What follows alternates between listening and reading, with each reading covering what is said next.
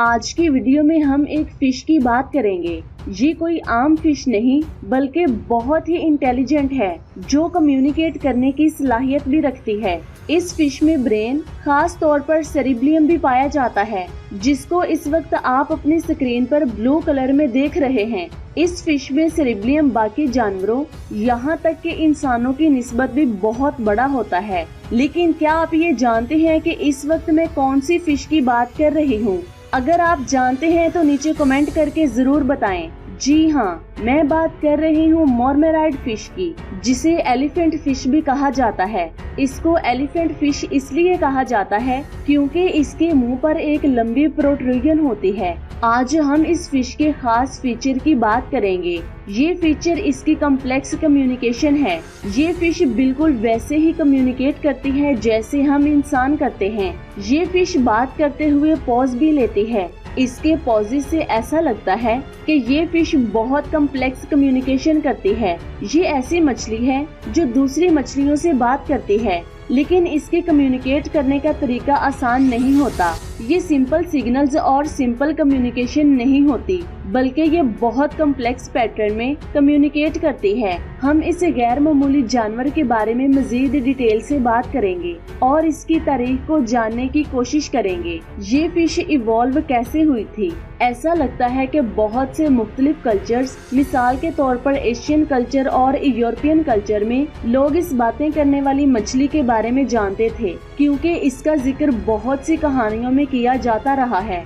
ये सिर्फ ख्याली कहानियाँ थी, इनमें कोई भी हकीकत नहीं थी। इन कहानियों से सिर्फ इतना पता चलता है कि वो लोग भी इस मछली के बारे में जानते थे। दुनिया में बहुत सी मछलियाँ पाई जाती हैं, लेकिन सिर्फ ये एक ही ऐसी मछली है जो इतनी ज्यादा इंटेलिजेंट है।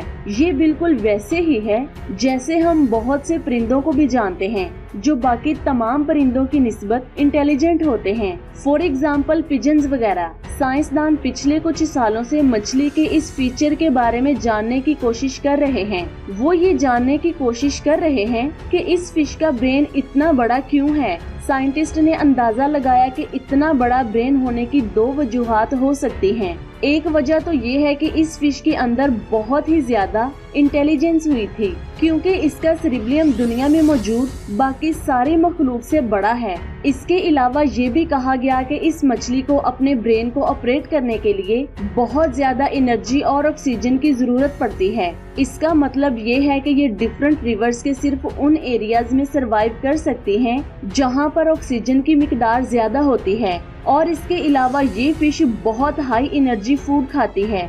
साइंसदानों का कहना है कि इस फिश का ब्रेन टाइम के साथ साथ बड़ा होता रहता है और इसके मुकाबले में इसके गट्स और इंटेस्टाइन साइज में छोटी होती रहती हैं। इस वजह से ये बहुत ही न्यूट्रियस फूड पर जिंदा रहती है। इसीलिए ये फिश उस जगह पर रहती है जहाँ पर न्यूट्रियस फूड ज्यादा होती है। इस तरह का फूड गंदे पानी में ही होता है, जिसकी वजह से गंदे पानी में इस मछली को देखना बहुत मुश्किल होता है, क्योंकि ये उस एनवायरनमेंट में रहती है जहाँ इसे देखना बहुत मुश्किल होता है। इस जगह पर रहते हुए वो इस तरह इवॉल्व हो जाती है कि इलेक्ट्रिसिटी की मदद से कम्युनिकेशन करना शुरू कर देती है। अभी आप स्क्रीन पर देख रहे हैं कि इसकी बॉडी किस तरह दिखाई देती है। इसकी पूरी बॉडी पर इलेक्ट्रो रिसेप्टर्स होते हैं। इसमें जो आपको रेड कलर का पार्ट नजर आ रहा है, ये ऐसा ऑर्गन है जिससे इलेक्ट्रिसिटी प्रोड्यूस होती है। यहाँ पर इलेक्ट्रिसिटी एक सेल के जरिए पैदा होती है, जिसे इलेक्ट्रोसाइट कहते हैं।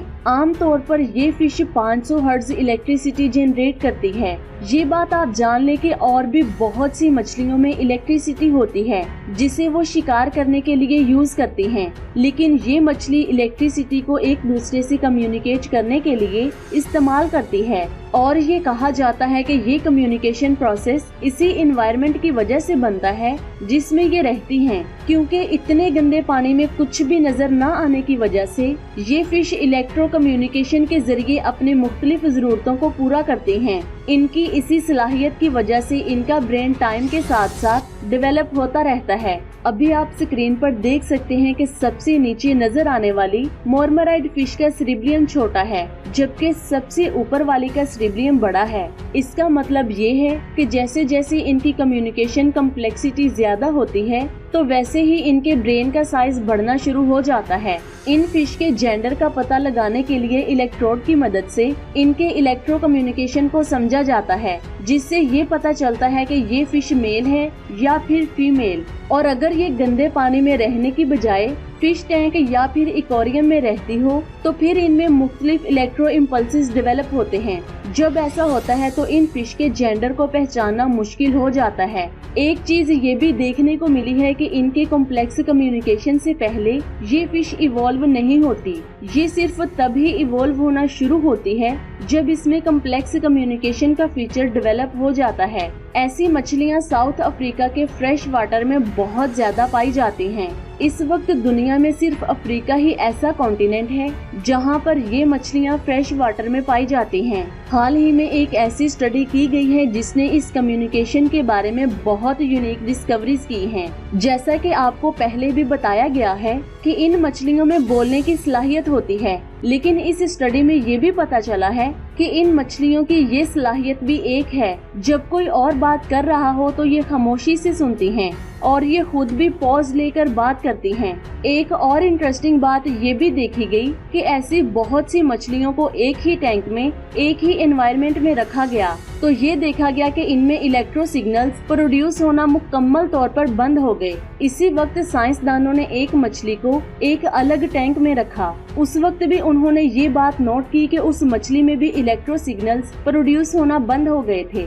और इसके साथ ही उस फिश में कम्युनिकेट करते हुए पॉज आना भी बंद हो गए थे। लेकिन जब दो मछलियों को एक साथ एक टैंक में रखा गया तो ये देखा गया कि जब एक फिश बात करती थी तो दूसरी उसे खामोशी से सुनती थी। जब इन मछलियों को मजीद स्टडी किया गया तो साइंसदान ये देखकर हैरान रह गए कि इन मछलियों में बात करते हुए वक्फा लेने की सलाहियत बिल्कुल इंसानों जैसी है। इस तरह साइंसदानों ने अंदाजा लगाया कि मछलियों के ब्रेन में भी वैसी ही सेलुलर एक्टिविटी होगी जो इंसानी ब्रेन में होती है, और जब वो फिश पॉज करती है तो वो पॉज 1 सेकंड का होता है जिसमें उसका पार्टनर बहुत सी यूजफुल इंफॉर्मेशन रिसीव करता है। ये बात आप जान लें कि ये प्रोसेस सिर्फ इंसानों और मछलियों में नहीं होता, बल्कि ये प्रोसेस बहुत से परिंदों और एनिमल्स में भी होता है। यहाँ तक कि मुख्तलिफ किस्म के फ्रॉग्स में भी यही प्रोसेस होता है। इसलिए अब ये कहना गलत होगा कि ये फिश इस प्लेनेट पर सबसे ज्यादा स्मार्ट है,